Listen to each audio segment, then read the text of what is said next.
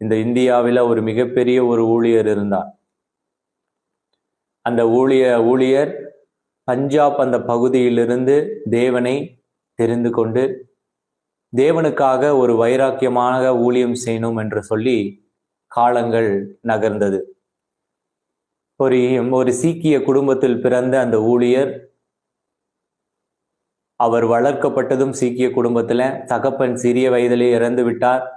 சகோதரர்கள் ஒரு ஒரு ஒரு கட்டத்துல இருக்கும் பொழுது தன்னுடைய தாயால மற்ற பிள்ளைகளை படிக்க வைத்த அளவுக்கு இவரை படிக்க வைக்க முடியல. இவரை படிக்க வைக்க முடியலன்னா என்ன பண்ணாங்க, அவங்க தாயானவர்கள் அங்க இருக்கிற ஒரு கிறிஸ்துவ மிஷினரி பள்ளியில குறைந்த ஃபீஸ் என்பதால அங்க போய் சேர்த்துட்டாங்க அந்த பையனை.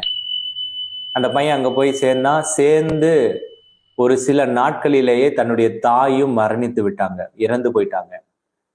அந்த பையனுக்கு பயங்கர கோபம் யார் மேலனா, தெய்வ குத்தம் ஆகிவிட்டது. நம்ம சீக்கியரா அங்க வெளியில இருக்கோம், என்னுடைய தாய் இருந்தாங்க. என்னைக்கு இந்த கிறிஸ்தவ பள்ளியில வந்து சேர்த்தாங்களோ அப்பவுமே தாய் இறந்து போனோன்னே இந்த கிறிஸ்தவத்தின் மீதும் இந்த கிறிஸ்தவர்கள் மீது பயங்கர கோபம் வந்துருச்சு. ஒரு கட்டத்துல ஒரு சிறியவனா இருக்கும் பொழுது அந்த வேதாகமத்தை 2ஆக கிழித்து தூக்கி எறிந்தார். வேதாகமத்தை தரையில போட்டு மிதிப்பார். இப்படி அவ்வளவு வக்கர கோபம் இந்த கிறிஸ்தவர்கள் மீது ஏற்பட்டது. காலங்கள் சென்று கொண்டே இருந்தது. அதே பள்ளியில தான் படித்தார். இப்ப நாதியில அனாதையாக்கப்பட்டார். அப்படியே படித்து வந்தார். அவருடைய 17-18 வயது வந்தது. அங்க அந்த மிஷினரிகளால அவர் வளர்க்கப்பட்டதுனால அவர்களுடைய குணமும் இவருக்குள்